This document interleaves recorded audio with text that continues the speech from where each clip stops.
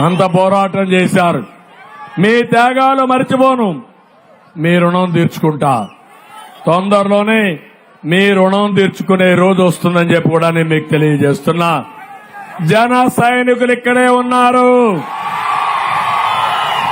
చాలా ఉత్సాహంగా ఉన్నారు. పవన్ కళ్యాణ్ గారైతే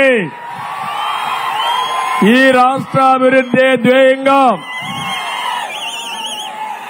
పేదవాళ్లకు న్యాయం జరగడమే ఆశయంగా మొట్టమొదటి నుంచి కూడా చెప్పాడు. ఎట్టి పరిస్థితిలో జగన్ గెలవకూడదు. జగన్ విషయం నేను చిన్నప్పటి నుంచి చూశాను. కరుడు కట్టిన దుర్మార్గుడు ఈ జగన్. ఈయన్ని గెలవకుండా ఉండడానికి, వ్యతిరేక ఓటు చీలకుండా ఉండడానికి మేము పొత్తు పెట్టుకుంటామని చెప్పిన మొదటి వ్యక్తి పవన్ కళ్యాణ్ అని చెప్పి మీకు తెలియజేస్తున్నా. ఆయన్ని ప్రొద్దుటూరు సభలో మనస్ఫూర్తిగా అభినందిస్తున్నా. ఇకపోతే రాష్ట్రంలో 12 లక్షల కోట్ల రూపాయల అప్పు ఉంది. ఎప్పుడో ఒక విషయం గుర్తుపెట్టుకోండి. ట్యాంకులో నీళ్లుంటే కొళ్ళాయి ఆన్ చేస్తే నీళ్లు వస్తాయి. ట్యాంకులో నీళ్లు లేకపోతే కొళ్ళాయి ఆన్ చేస్తే లాస్ట్ లో బురద వస్తుంది.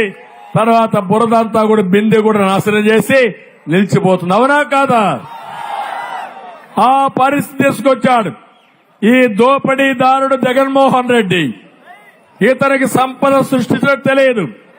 ఈ రోజు నేను చెప్తున్నా, కడప స్టీల్ ప్లాంట్ వచ్చుంటే కొన్ని వేల మందికి ఉద్యోగాలు వచ్చేటివి. ఆ స్టీల్ ఉద్యోగాలు వస్తే వాళ్ళందరికీ కొనుగోలు శక్తి పెరిగేది.